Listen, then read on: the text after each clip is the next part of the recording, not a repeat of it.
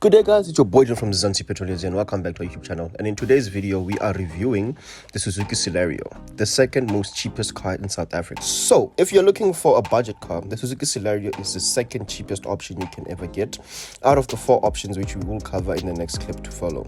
What are you basically looking for in a budget car? Something that's reliable, fuel efficient, and yet you're not spending a lot of money out of your own pocket. So let's dive straight right into it, looking at the top four cheapest cars in South Africa before we get into the review. So after a bit of research, I found that the four cheapest cars in South Africa are as follows. The Suzuki Espresso, which is starting prices from 169,900. The Suzuki Celerio, which has a starting price of 183,900. And the Renault Kwid, which has a starting price of 184,999. And lastly, the Toyota Vitz, which starting price is 189,900. I'll talk about that one in a few. So from the four cars which I've listed, I've set out a few specifications which will help us decide which car is the best out of the four. These specifications are power, top speed, fuel tank size, full tank range, average consumptions, number of airbags, and safety features as standard. Firstly, we have the Suzuki Celerio 1-liter GL manual with a starting price of 169,900. It's the cheapest car in South Africa, but its power figures and the rest of its specifications are just disappointing. Although I haven't gotten the car as a test car yet, I haven't really heard much good things about it. But the figures speak for themselves. It has no claimed top speed, and it produces 49 kilowatts and 89 newton meters of torque, which is the same for most of the cars on this list. And the fuel tank size is a mere 27 liters. The full tank range is 587 kilometers. The average claimed fuel consumption is 4.6 liters per 100 kilometers. And just like all these cars, they have 2 airbags, which is very, very minimal, but it's a budget car. What do you expect?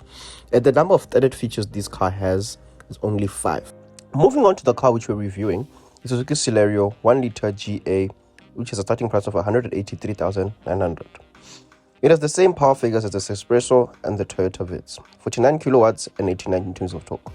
But it has a claimed top speed of 160 kilometers, with a bigger fuel tank size of 32 liters including reserve, and a longer range of 727. With a claimed consumption of 4.4 liters per 100 kilometers, I was able to average, I think, around 5.2 liters in the test, but you'll see that later on in the video. It also has 2 bags and has 6 standard features. Moving on to the third car on the list, we have the Renault Kwid 1-liter Life.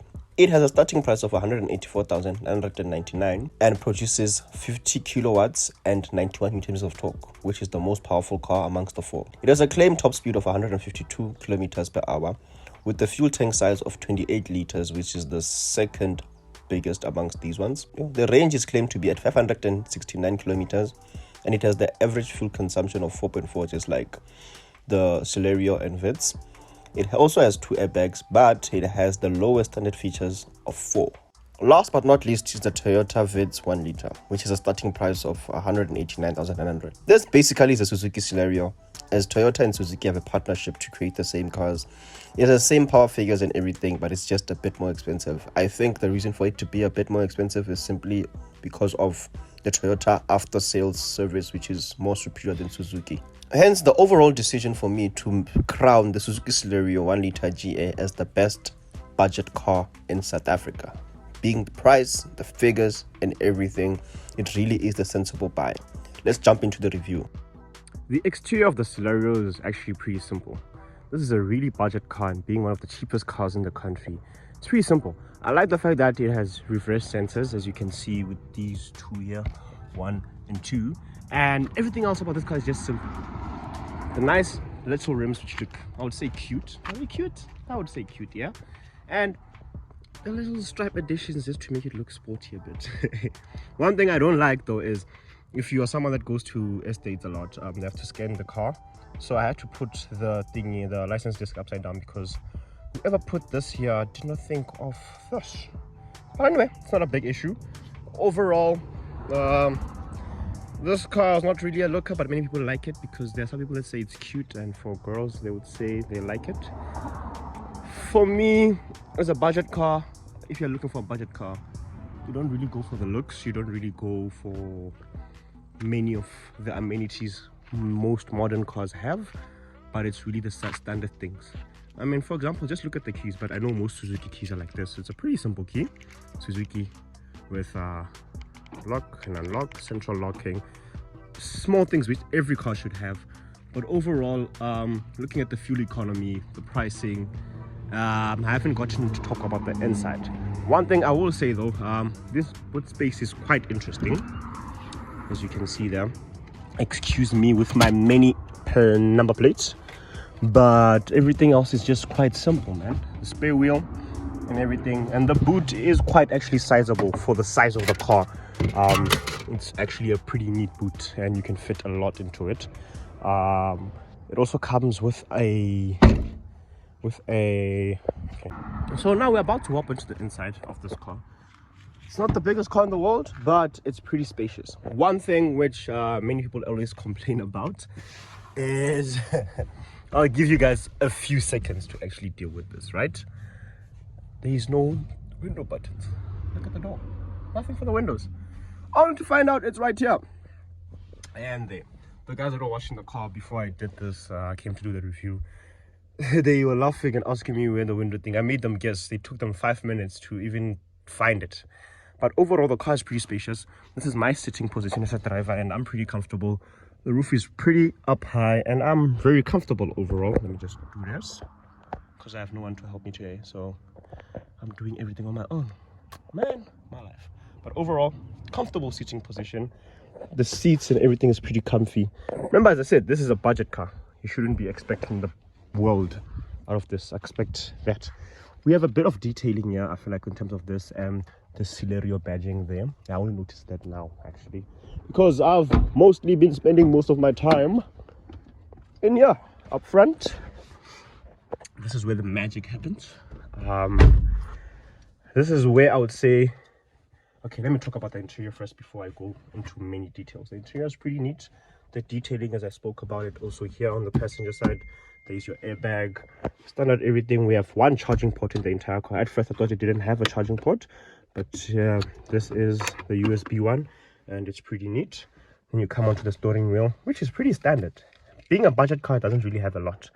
We do have park assist, traction off, and auto start, which I do like, but it acts up sometimes. So starting the car is pretty simple. I explained the whole fuel thing, or let me explain it again. I like the Suzuki lighting up there. The laptop light was on, and I poured 100 rands worth of petrol, and I have 3 bars.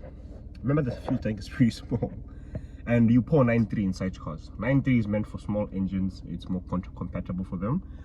And my most problematic thing has been this stereo, or whatever you call it. First of all, I tried looking at my average things here, and it's been telling me no vehicle data. With the car having, how many Ks does it have? Is that the Ks? No. Yeah, there's 16,000. I reached 16,000. I got it with 15,000 something. But I don't know if this is just this vehicle, or this is an issue which many car people will if you have this car, which you'll experience over the long run of the car. But I can't get any vehicle data. But nevertheless, the things which I need to know, I can still find here by pushing this button.